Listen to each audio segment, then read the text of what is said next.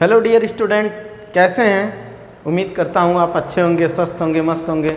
मैं नीलकमल सर किसी कारण बस बीच में नहीं आ सका था, काफ़ी ज़्यादा प्रॉब्लम्स आ गई थी और पुनः उपस्थित हुआ हूँ और लेके सी टेट का मिसलेनियस क्वेश्चन, जिसमें आपका पेडागाजी भी होगा और थ्योरी भी होगी और हम एक एक क्वेश्चन विश्लेषण सहित हल करेंगे जो आपको सी टेट क्रैक करने में आसानी होगी या मदद करेगा।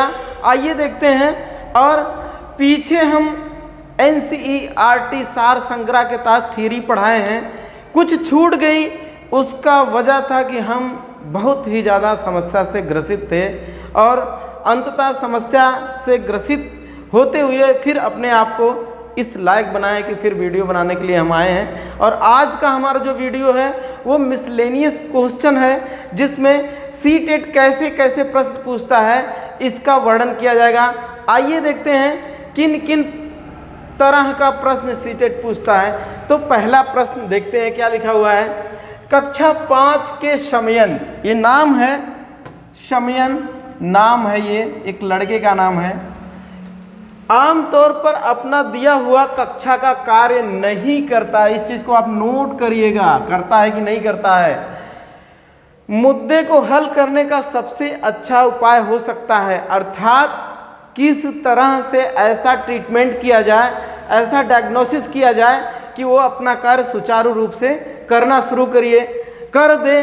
आइए ऑप्शन को हल करते हैं। ए दिया हुआ है, माता पिता से बात करें और उन्हें सलाह दें, कुछ हद तक सही है। उसे वैकल्पिक और आसान गृह कार्य दे, ये भी कुछ हद तक सही है।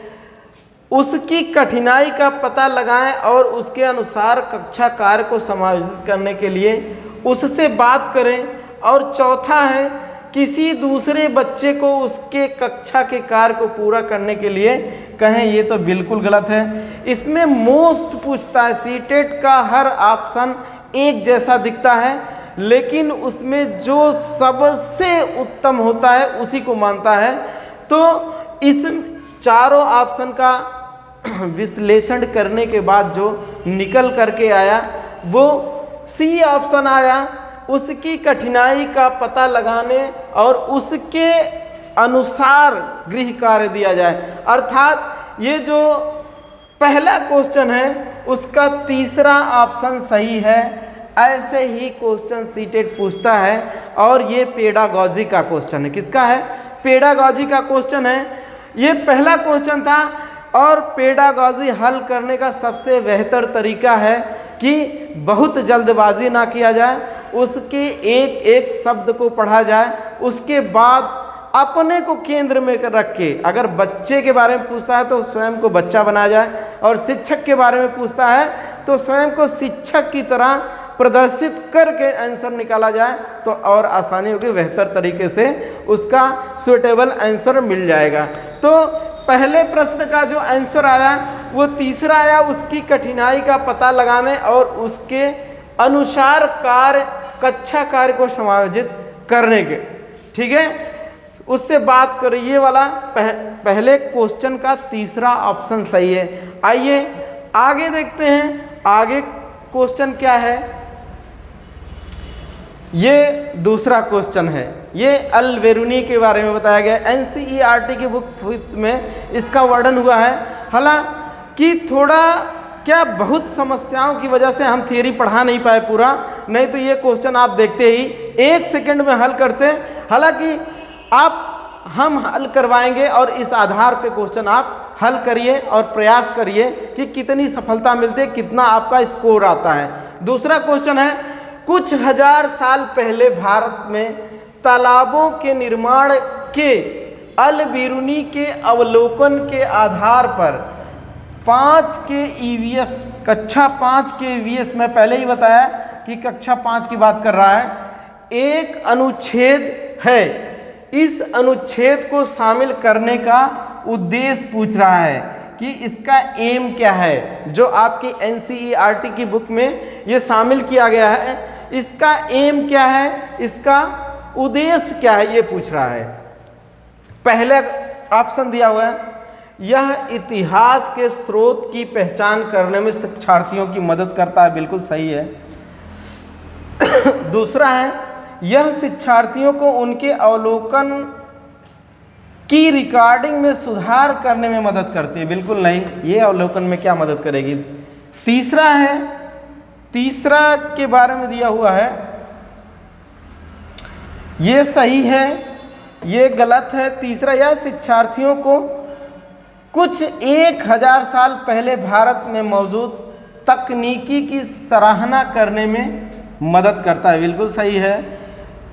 चौथा ऑप्शन है, यह शिक्षार्थियों को इतिहास के साक्ष्य प्रस्तुत करता है, बिल्कुल सही है। ये क्वेश्चन कूट रचित क्वेश्चन है, हालांकि हमारे टाइपिस्ट से टाइप करने में गलती हुई है, इस वजह से नीचे कूट नहीं दिया हुआ है, जिससे कि इसको कूट रचित प्रश्न बनाया जाए। लेकिन फिर भी अगर इसके ऑप्शन में जाएंगे तो इसके तीनों ऑप्शन सही हैं। अगर ये वन लाइनर होता तो 3 गलत होता, 1 सही होता, लेकिन ये कूट रचित का प्रश्न है, थोड़ा मिस टाइप हुआ है, इस वजह से इसके तीनों ऑप्शन सही हैं और सिर्फ 1 ऑप्शन गलत हुआ है, 1 ऑप्शन। तो आइए अगले प्रश्न की तरफ बढ़ते हैं। देखिए इसमें किसका वर्णन किया हुआ है, ये भी पेडागॉजी का सवाल है, क्वेश्चन पेडागॉजी का है। आइए हल करते हैं। ईवीएस की एकीकृत प्रकृति सहायक है, ये चीज आपको नोट करना पड़ेगा। ये एकीकृत शब्द दिया हुआ है, इसका क्या मतलब है? एकीकृत का मतलब होता है कि कई चीजों को मिलाकर एक रूप देना। ये कह रहा है ईवीएस की एकीकृत प्रकृति सहायक है। एकीकृत अर्थात कहने का मतलब ये है कि ईवीएस में कई विषयों को मिला करके एक रूप दिया जाता है, जिसको एकीकृत कहा गया है। उसके प्रकृति के बारे में, उसके नेचर के बारे में पूछ रहा है। आइए देखते हैं ऑप्शन में किन किन बिंदुओं का वर्णन हुआ है। पहला है, शिक्षार्थी केंद्रित उपागम का पालन करने और संकल्पनाओं की आर्थिक संख्या का परिचय देना। इसमें तो आर्थिक संख्या का कोई मतलब ही नहीं है। दूसरा है, दी गई सूचनाओं को विवरणों से सीखना। ऐसा कुछ नहीं है, इसमें विवरण का क्या महत्व है? पट्टाचार्य के भार को कम करने और विशिष्ट प्रकरणों को पेश करने में, जब ये विशिष्ट शब्द आ जाए तो इस चीज को भी आप इग्नोर करिएगा, ये भी गलत है। पट्टाचार्य के भार को कम करने और शिक्षार्थियों को सार्थकता पूर्वक सीखने में, ये सही है आपका। चौथा ऑप्शन आपका सही है, बिल्कुल सही है। क्यों सही है? क्योंकि पट्टाचार्य के भार को कम करने और शिक्षार्थियों को सार्थकता पूर्वक सीखने के लिए एकीकृत की बात कर रहा है, एकीकृत प्रकृति के बारे में पूछ रहा है कि कैसे सहायक है, तो ये चौथा ऑप्शन इसका सही है। अगले प्रश्न की तरफ बढ़ते हैं। अगला प्रश्न क्या है देखते हैं। ये देखिए बढ़िया क्वेश्चन आया है।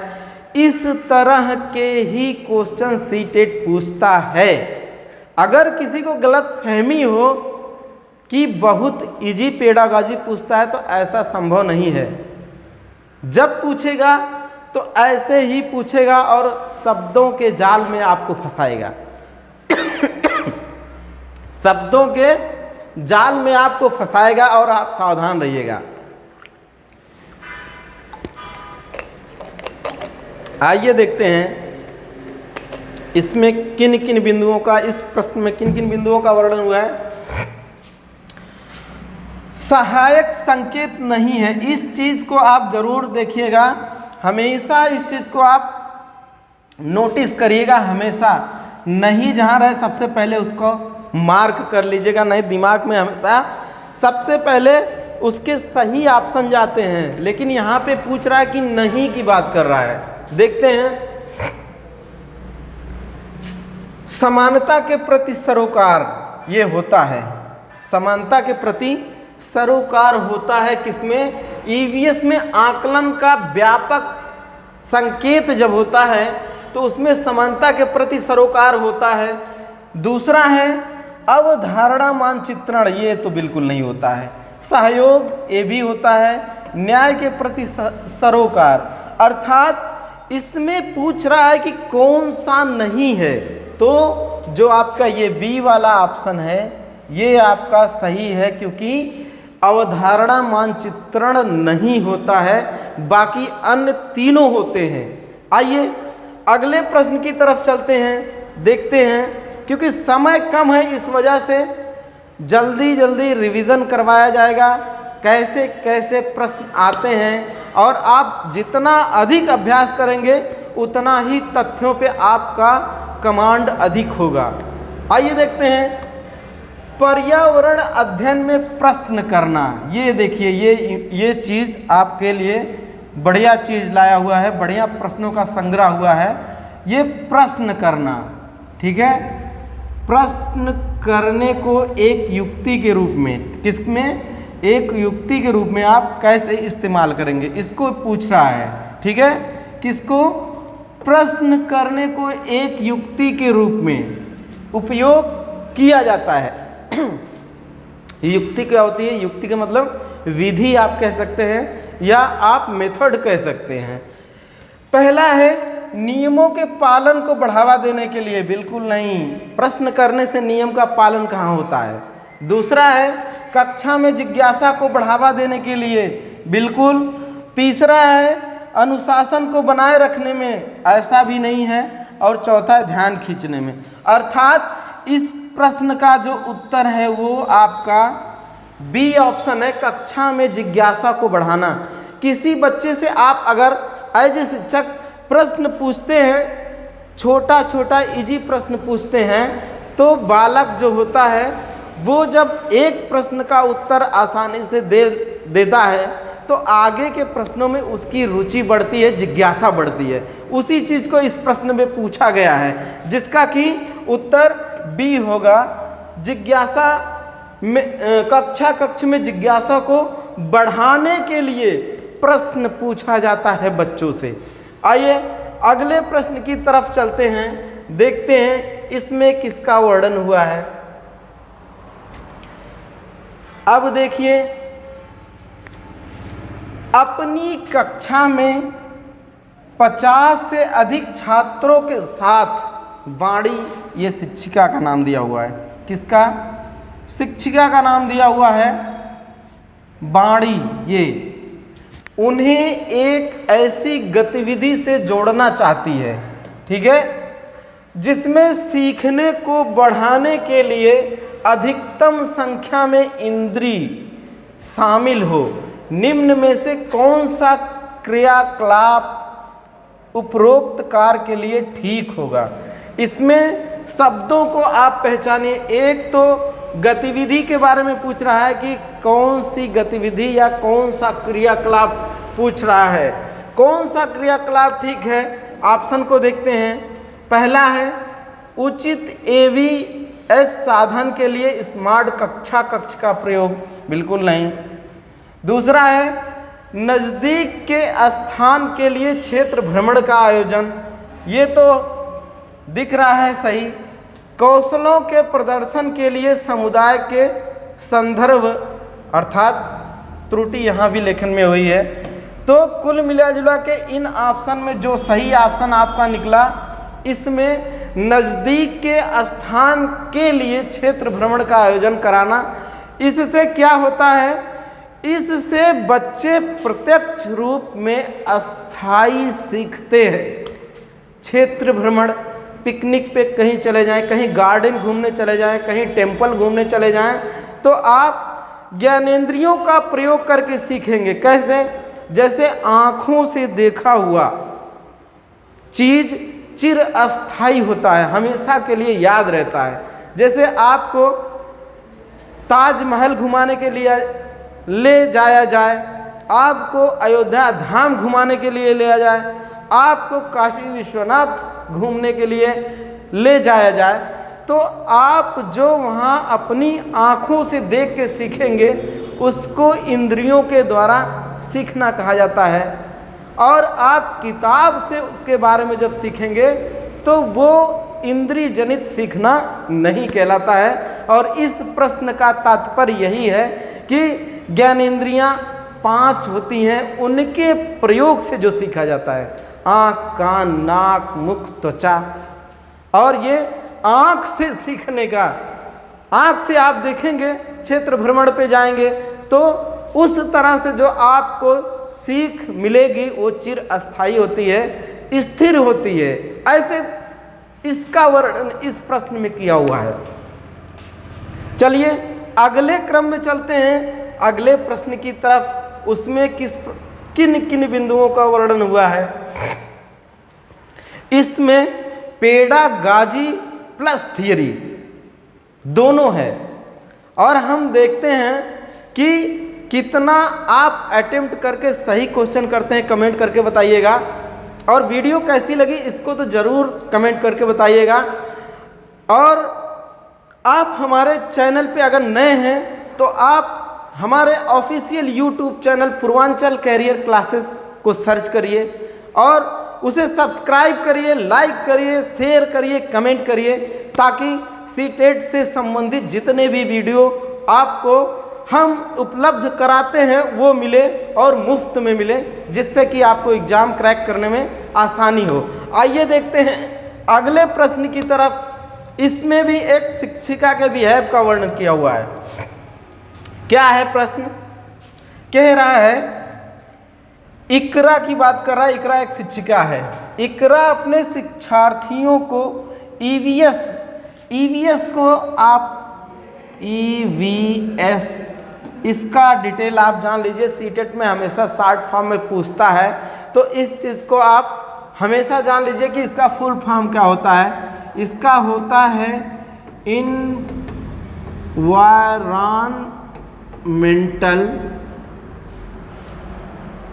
स्टडी।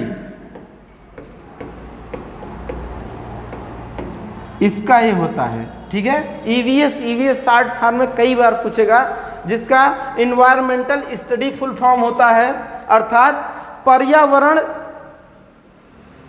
शिक्षण अध्ययन, या पर्यावरण अध्ययन होगा, शिक्षण नहीं अध्ययन होगा।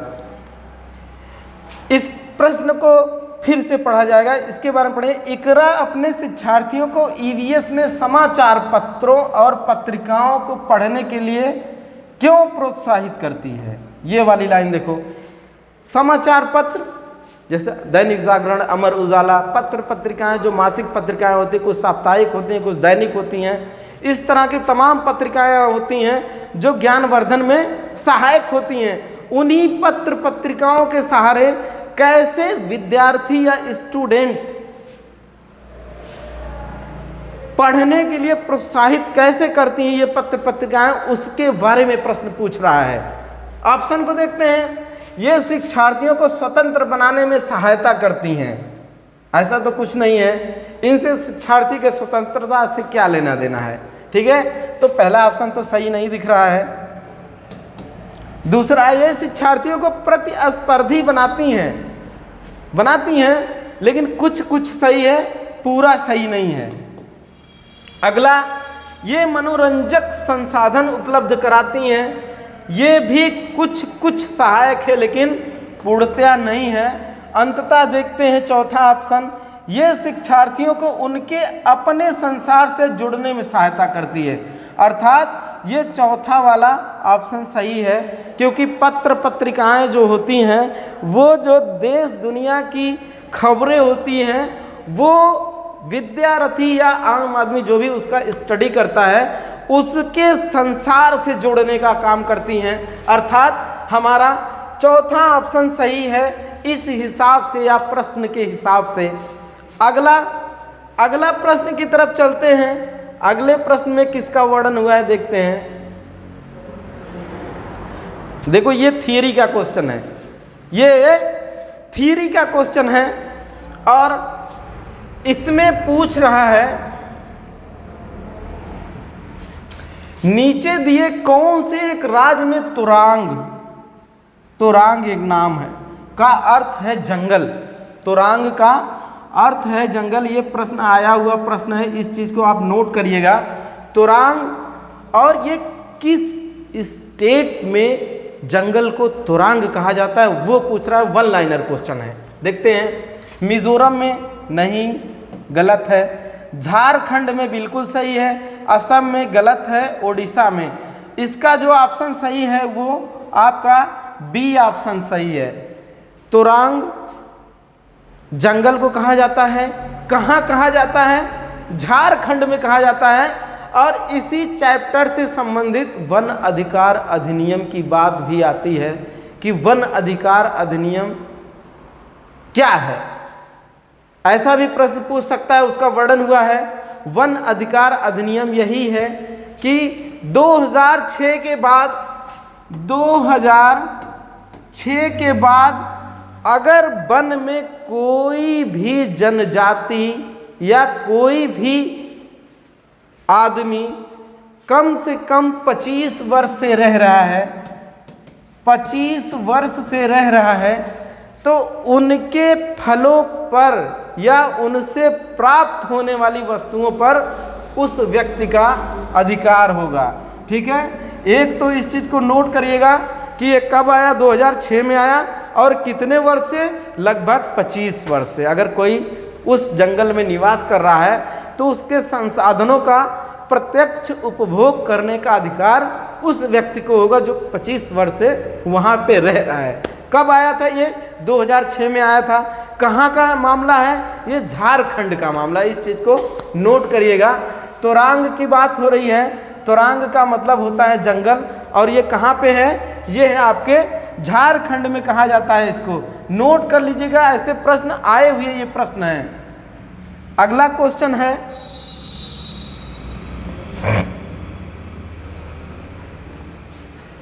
ये प्रश्न हम पढ़ाए हैं आपको, ये प्रश्न हम पढ़ाए हैं आपको, और आपसे ये प्रश्न मिस नहीं होना चाहिए।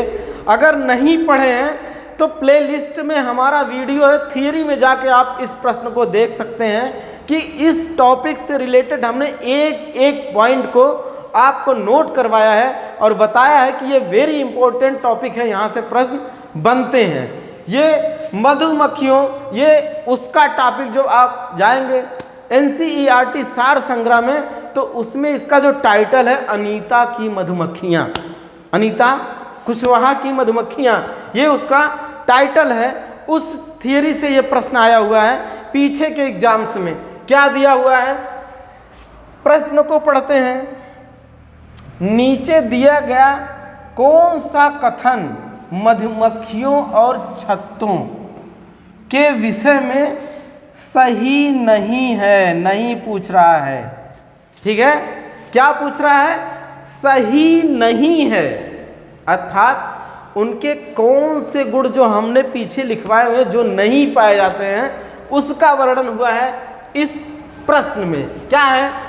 छत्तों में बहुत सारी काम करने वाली मधुमक्खियाँ होती हैं, बिल्कुल होती हैं। जैसे श्रमिक मक्खी होती है, सिपाही मक्खी होती है, रानी मक्खी होती है, नर मक्खी होता है, सबका समूह होता है छत्तों में। अगला जो है, छत्तों में केवल कुछ नर मक्खियाँ होते हैं, बिल्कुल सही है ये। अगला है, प्रत्येक छत्ते में एक रानी मक्खी होती है जो अंडे देने का कार्य करते हैं, बिल्कुल सही है। नर मक्खियाँ छत्तों के लिए अत्यंत महत्वपूर्ण होते हैं, ये बिल्कुल गलत है। नर मक्खियों का कार्य सिर्फ प्रजनन करना होता है। क्या करना होता है? प्रजनन करना होता है, इसलिए छत्तों में नर होते हैं और इनका कोई अत्यंत महत्वपूर्ण कार्य नहीं होता है छत्तों के लिए। ये सिर्फ जीवन निर्वाह करने के लिए, प्रजनन करने के लिए उस छत्ते में होते हैं। बाकी सारा काम मादा मक्खी करती है, जिसमें कई कैटेगरी होती है। सिपाही मक्खी जो होती है वो छत्ते की रखवाली करती है। श्रमिक मक्खी जो होती है वो आपको रस ढूंढ के लाती है, और अन्य जो बच्चे, अंडे से बच्चे निकलते हैं उनका पालन पोषण करती है। रानी मक्खी जो होती है वो अंडे देने का कार्य करती है। इस तरह से विभिन्न मक्खियों का समूह छत्तों में पाया जाता है। और हमारा प्रश्न कह रहा है कि मधुमक्खियों और छत्तों के विषय में सही नहीं है, तो यही तो नहीं सही है। अर्थात हमारा ये चौथा ऑप्शन सही है। 3 ऑप्शन सही है लेकिन चौथा ऑप्शन सही नहीं। प्रश्न के अनुसार हमारा चौथा ऑप्शन सही है, बाकी अन्य जो है वो गलत है। इस प्रश्न का उत्तर जो होगा वो चौथा ऑप्शन होगा। कौन सा ऑप्शन? चौथा ऑप्शन होगा। तो गाइस कैसा लगा ये वीडियो आपको? आप कमेंट करके ज़रूर बताइएगा और एग्ज़ाम के बाद इन वीडियो को तुलना करिएगा कि इनसे प्रश्न आए हैं कि नहीं आए हैं। चलिए आगे चलते हैं अगले प्रश्न की तरफ। इसमें किसका वर्णन हुआ है देखते हैं। ये इम्पोर्टेंट क्वेश्चन है, ये यूपी टेट के लिए भी और सी टेट के लिए भी ऐसे क्वेश्चन तो अपवाद स्वरूप आते हैं। ऐसे क्वेश्चन अपवाद स्वरूप आते हैं। कभी ये आया हुआ क्वेश्चन है सी टेट के प्रश्न में, क्या है? हमारे देश का संविधान निम्नलिखित में से किसके नेतृत्व में बनाया गया? ये तो हलवा है, हलवा। ऐसे क्वेश्चन आप नहीं कर पाएंगे तो सी टेट का एक भी क्वेश्चन आप नहीं कर पाएंगे। लेकिन हमें उम्मीद है कि आप सेकेंडों में ऐसे क्वेश्चन करेंगे, आपकी तैयारी इतनी अच्छी है। आइए देखते हैं। इसका तो पहला ही ऑप्शन सही हो गया है। कौन सा है? डॉक्टर बाबा साहेब भीमराव अंबेडकर। रही बात संविधान से और पूछता है कि संविधान अंगीकृत कब किया गया? इसको भी नोट कर लीजिएगा। अंगीकृत की बात कर रहा है, ठीक है, अंगीकृत की बात कर रहा है। कब अंगीकृत किया गया? कब किया गया? 26 नवंबर 1949 को, ठीक है। लागू कब किया गया? 26 जनवरी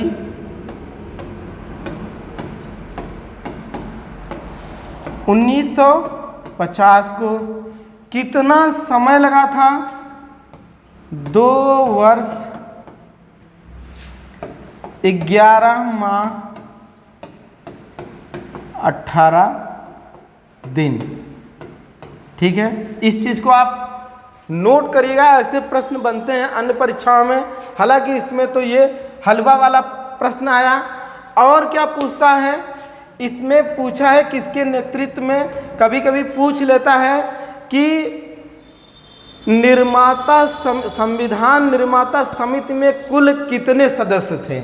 जब कुल सदस्य की बात आती है, कुल सदस्य तो 7 हैं, लेकिन अध्यक्ष पूछता है अध्यक्षता कौन किए थे? तो ये किए थे डॉक्टर भीमराव अंबेडकर जी। कौन किए थे? डॉक्टर भीमराव अंबेडकर जी। इतना प्रश्न तो आपको जानना अनिवार्य है संविधान से, जो कि बेसिक प्रश्न है। क्या है? बेसिक प्रश्न है। ऐसे प्रश्न आने के चांसेस होते हैं। हालांकि सीटेट में पहली बार ये पूछा गया ऐसा प्रश्न। चलिए आगे देखते हैं। आगे अगला प्रश्न कैसा है? अगले प्रश्न की तरफ चलते हैं और उसको हल करने का प्रयास करते हैं। देखो कूट का आ गया। पौधों के बारे में बात हो रही है। पौधों के लिए किए जाने वाले नीचे दिए गए कार्यों पर विचार कीजिए। यानी कि पौधे किस प्रकार की क्रियाकलाप करते हैं उसके बारे में पूछा गया है। पहला ऑप्शन, ओहो ये भी मिस हुआ है। इसमें जड़ के बारे में पूछ रहा है। किसके बारे में? जड़ के कार्य के बारे में पूछ रहा है, या जड़ों के कार्य का पूछ रहा है, ठीक है, कि जड़ों का क्या कार्य होता है। पौधों को सहारा देना, बिल्कुल सही। ह्यूमस प्रदान करना, ये कहाँ से ह्यूमस देगी। भोजन संचित या भंडारित करना, पानी और खनिजों को अवशोषित करना। अर्थात ACD तीनों ऑप्शन इसमें सही है, ठीक है। इन 4 ऑप्शनों में देखेंगे तो 3 ऑप्शन सही है। कूट रचित का प्रश्न है जो कि टाइप करने में गलत हो गया। आगे देखते हैं अगले प्रश्न की तरफ। इसमें क्या है? अच्छा, वही प्रश्न अब यहाँ पे कूट के द्वारा पूछा गया है। देख लेते हैं फिर ऊपर से नीचे करके। इसमें एक ऑप्शन गलत है, कौन सा? बी ऑप्शन गलत है। कौन सा गलत है? बी ऑप्शन गलत है। तो ए सी डी सही है। ऊपर नीचे देखते हैं कि ए सी डी ऑप्शन कहाँ है। ए सी डी अर्थात आपका ये वाला ऑप्शन सही है। कौन सा वाला? ए सी डी बी ऑप्शन सही है। थोड़ा सा टाइप करने में त्रुटि हुई है, जिसके कारण क्वेश्चन को हल करने में थोड़ा दिक्कत हुई है, लेकिन फिर भी सही है। उसमें हमने पहले बताया कि तीनों ऑप्शन जड़ के संदर्भ में सही है, और जिसका वर्णन नीचे दिया हुआ है अगले प्रश्न के तौर पे, जो कि ए सी डी, ये आपका सही है। चलते हैं अगली तरफ, अगले प्रश्न की तरफ देखते हैं उसमें किसका वर्णन किया हुआ है। अब देखो, ये भी पुराना प्रश्न है, उस जमाने का प्रश्न है। इसमें क्या कहा है? इसमें कहा है कौन सा एक भारत का संघ शासित प्रदेश नहीं है? संघ शासित प्रदेश नहीं है पूछ रहा है।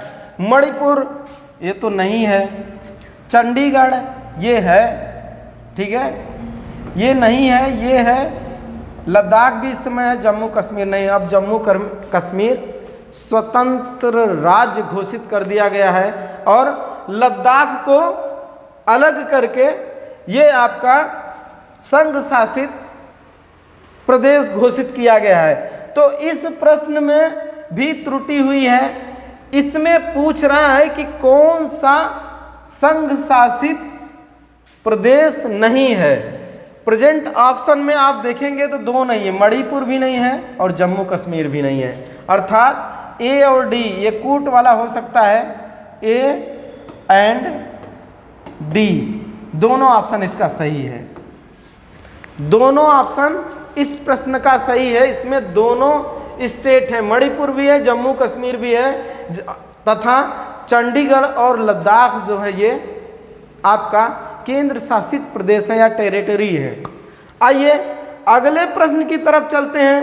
तो आप बने रहिए अंत तक हमारे इस YouTube channel Purvanchal career classes पे, और ईवीएस से संबंधित या अन्य विषयों से संबंधित सारे क्लास आपको मुफ्त दिए जा रहे हैं, जिससे कि सी-टेट को क्रैक करने में आपको आसानी हो। अगले प्रश्न की तरफ चलते हैं। इसमें क्या पूछा हुआ है? इसमें पूछा हुआ है निम्न में कौन से कच्चे तेल पेट्रोलियम के उत्पादक राज्य हैं? उत्पादक हैं राज्य यहाँ होना चाहिए। उत्पादक राज्य के बारे में पूछ रहा है। कौन कौन से हैं? बिहार, बॉम्बे हाई, बिहार तो नहीं है, बॉम्बे हाई है, बॉम्बे हाई तथा पश्चिम बंगाल। बॉम्बे हाई है लेकिन पश्चिम बंगाल है, असम और उड़ीसा। असम है लेकिन उड़ीसा नहीं है। ये आपका है, ये आपका पहला ऑप्शन सही है, जिसमें गुजरात की बात आ रही है। गुजरात में वो कौन सा स्थान है? पहला है अंकलेश्वर, अंकलेश्वर, और दूसरा ऑप्शन आपका है कलोल, कलोल। ये तो गुजरात की बात हुई। तमिलनाडु,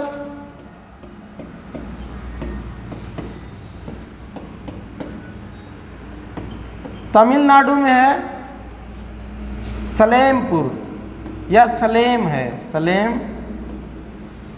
और क्या है? नमकल्लम, नमकल्लम। ये दो हैं। तो इस प्रश्न के हिसाब से जो पहला ऑप्शन है ये आपका सही है, गुजरात और तमिलनाडु। अगले प्रश्न की तरफ चलते हैं, देखते हैं उसमें किसका वर्णन किया गया है।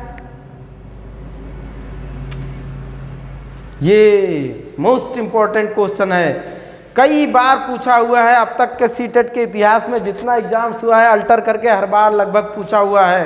क्या है इसमें दिया हुआ है? निम्नलिखित में से पक्षियों का वह समूह चुनिए जिसका प्रत्येक सदस्य हमारी तुलना में 4 गुना अधिक दूरी की वस्तुओं को स्पष्ट देख सकने योग्य है। आप मेरी समस्या की वजह से थ्योरी नहीं पढ़ पाए, अन्यथा ये प्रश्न आप चुटकियों में हल करते, सेकंडों में हल करते अगर मैं थ्योरी पढ़ाया होता। फिर भी समय कम होने की वजह से हम वीडियो में ही थ्योरी सहित व्याख्या करते चल रहे हैं। ये आपका चू चू करती आई चिड़िया एक टॉपिक है कक्षा 4 के पर्यावरण की, उसमें आपका चिड़ियों से संबंधित टॉपिक का वर्णन किया हुआ है, जिसमें 3-4 चिड़ियों का नाम हमेशा लगभग उससे प्रश्न पूछता है। एक कौवा हो गया, एक फाख्ता हो गया, और एक ये वाला जो पूछता है पेयर पूछता है या जोड़ा पूछता है या क्रम पूछता है, इससे भी पूछता है।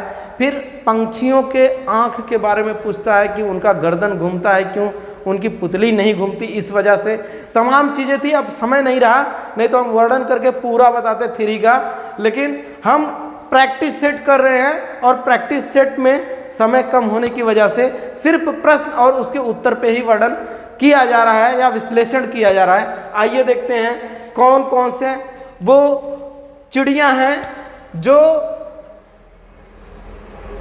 अधिक यानी कि 4 गुना अधिक दूरी तक स्पष्ट देख सकता है। कौन सी चिड़िया है? कौवा, चील, बुलबुल। चील तो हो सकती है लेकिन कौवा बुलबुल बिल्कुल नहीं है। अगला है बाज, चील, गिद्ध, यही आपका सही ऑप्शन है, 1 लाइनर क्वेश्चन है। फाख्ता, कौवा, मोर, इसमें कोई नहीं है। बाज, कबूतर, तोता, इसमें बाज है लेकिन कबूतर और तोता नहीं है। अर्थात इस प्रश्न का जो उत्तर है वो आपका बी ऑप्शन है। बाज, चील और गिद्ध वो हमारे आँख की तुलना में 4 गुना अधिक दूरी तक स्पष्ट रूप से देख सकते हैं। क्या कर सकते हैं? स्पष्ट रूप से देख सकते हैं। तो अगले प्रश्न की तरफ चलते हैं। देखिए इसमें किसका वर्णन हुआ है, आइए इसमें क्या है, इसमें किसका वर्णन है देखते हैं। निम्नलिखित में से खाद्य पदार्थों के उस समूह को चुनिए जिसके प्रत्येक सदस्य में लौह तत्व प्रचुर मात्रा में मिलता है, यानी कि आयरन पूछ रहा है। आयरन की बात कर रहा है कि कौन कौन से वो पदार्थ हैं जिसमें आयरन प्रचुर मात्रा में मिलता है। मिलता तो सब में है इसमें, लेकिन प्रचुर की बात कर रहा है। पहला ऑप्शन देखते हैं, आंवला, बंद गोभी, टमाटर, ये तो नहीं है। दूसरा है बंद गोभी, आंवला, पालक, ये तो इसमें है, इसमें ये दोनों हैं, ठीक है। तीसरा ऑप्शन गुड़, आंवला, टमाटर, इसमें ये दोनों हैं लेकिन ये नहीं है, ये भी गलत है। और चौथा ऑप्शन है आंवला, पालक और गुड़। तो इस प्रश्न का जो सही ऑप्शन है वो चौथा ऑप्शन है। आंवला, पालक और गुड़ में अत्यधिक मात्रा में आयरन की मात्रा पाई जाती है। इसी चीज को पूछ रहा है इस प्रश्न में कि वो कौन कौन से पदार्थ है जिसमें आयरन की मात्रा प्रचुर मात्रा में पाई जाती है।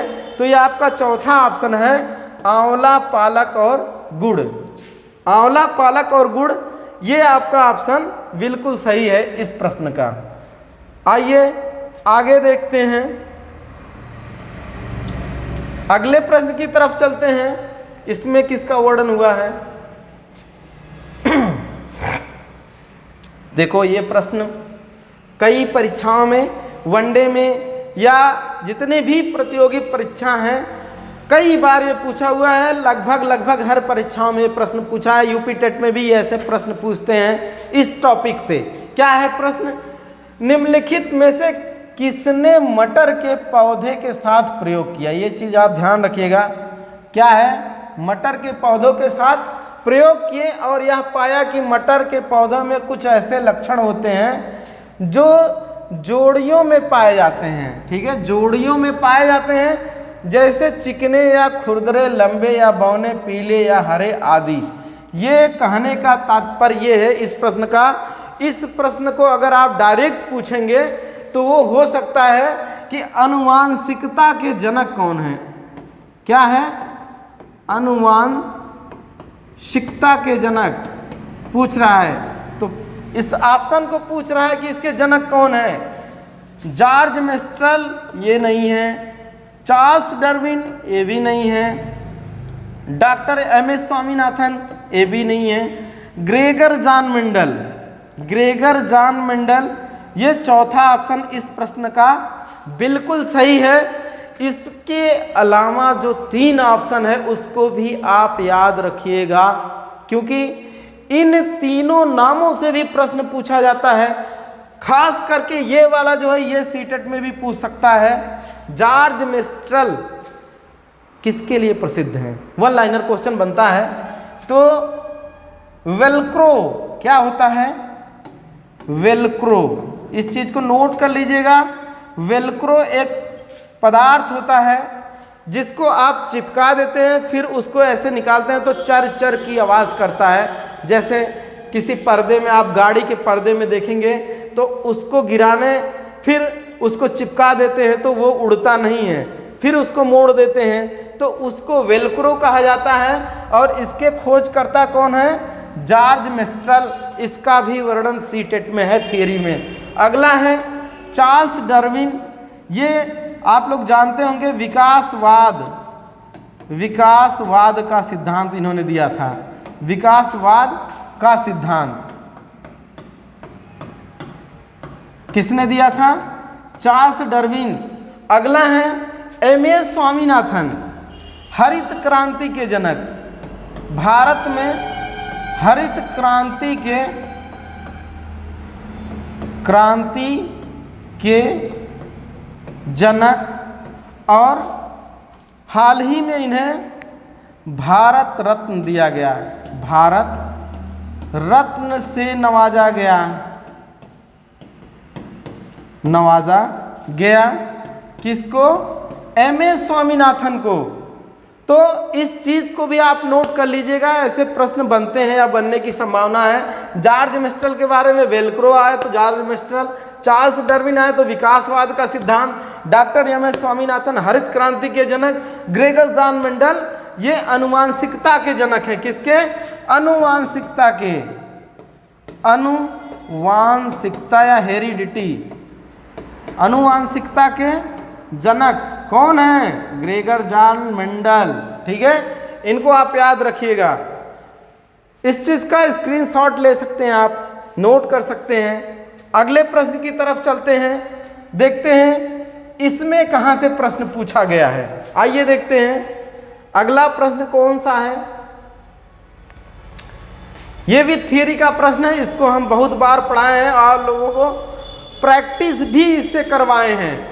क्या है, नीचे दिए गए एक राज्य के ग्रामीण लोग अपने ढालू छत वाले लकड़ी के मकान मजबूत बांस, ये इंपॉर्टेंट है, बांस के खंभों पर धरती से 3 से 3.5 मीटर की ऊंचाई पर बनाते हैं। कहाँ के लोग हैं, इस चीज को बार बार मैं कहा था कि मोस्ट इंपॉर्टेंट टॉपिक है। यहाँ से सीटेट प्रश्न पूछता है, हर बार पूछता है, और ये कभी का पेपर है उसमें ये पूछा हुआ है। देखिए हल करिए, इसका कौन सा ऑप्शन सही है। पहला ऑप्शन असम, पहला ही ऑप्शन इसका सही है। ठीक है, अगला है राजस्थान, ये बिल्कुल गलत, ओडिशा गलत, लद्दाख। राजस्थान की बात आती है, यहाँ पे जो मकान होते हैं किसके होते हैं, मिट्टी के बने होते हैं, मिट्टी के, और इनकी छत जो होती है वो झाड़ियों की होती है। किसकी, झाड़ियों की बनी होती है। अगला है ओडिशा का, तो इस पूरे थियरी में चर्चा नहीं है। लद्दाख की बात आती है, लद्दाख में लकड़ी का मकान होता है, किसका, और 2 मंजिलाकार होता है, 2 मंजिलाकार। इसकी खासियत होती है कि निचले मंजिले में क्या होता है, भेड़ बकरियां होती हैं, भेड़ बकरी या आवश्यकता के समान, आवश्यक सामान। और ऊपर के मंजिल पे लोग निवास करते हैं, या ऊपरी मंजिल पे स्वयं निवास करता है, जिसका घर होता है। ठीक है, ये इतना आप जानते रहिए। अगले प्रश्न की तरफ चलते हैं, उसमें देखते हैं किसका वर्णन हुआ है।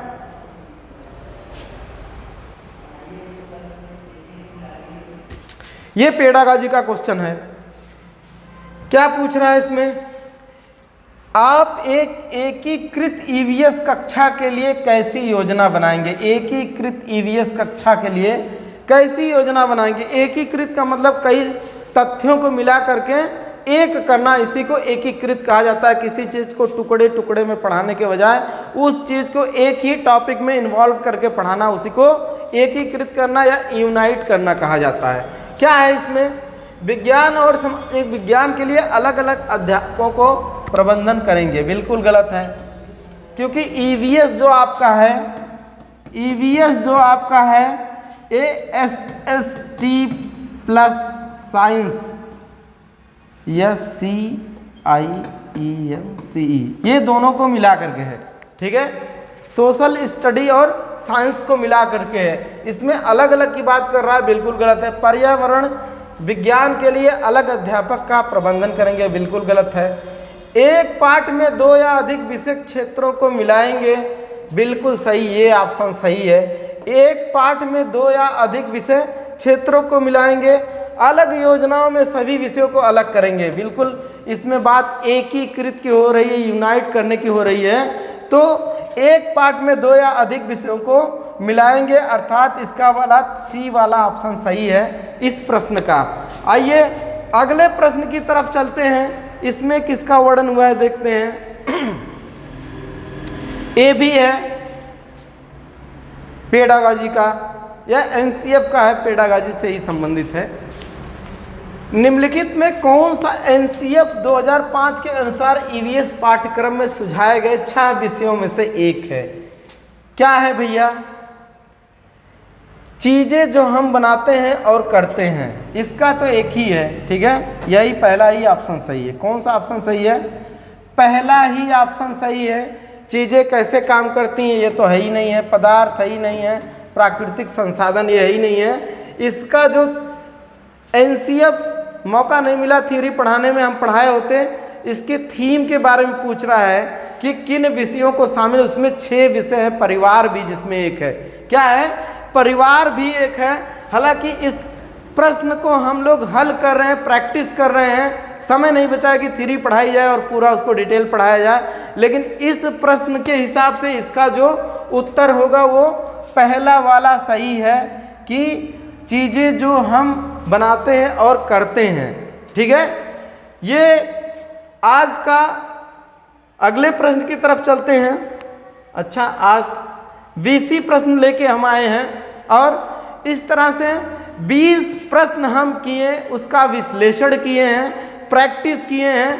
आप भी प्रैक्टिस करिए और ज़्यादा से ज़्यादा लाइक करिए, ज़्यादा से ज़्यादा शेयर करिए, ज़्यादा से ज़्यादा कमेंट करिए, जिससे कि आपको प्रैक्टिस करने में आसानी हो। और बिना पैसे का हम मुफ्त में वीडियो लेके आए हैं आपको सीटेट के ईवीएस टॉपिक से।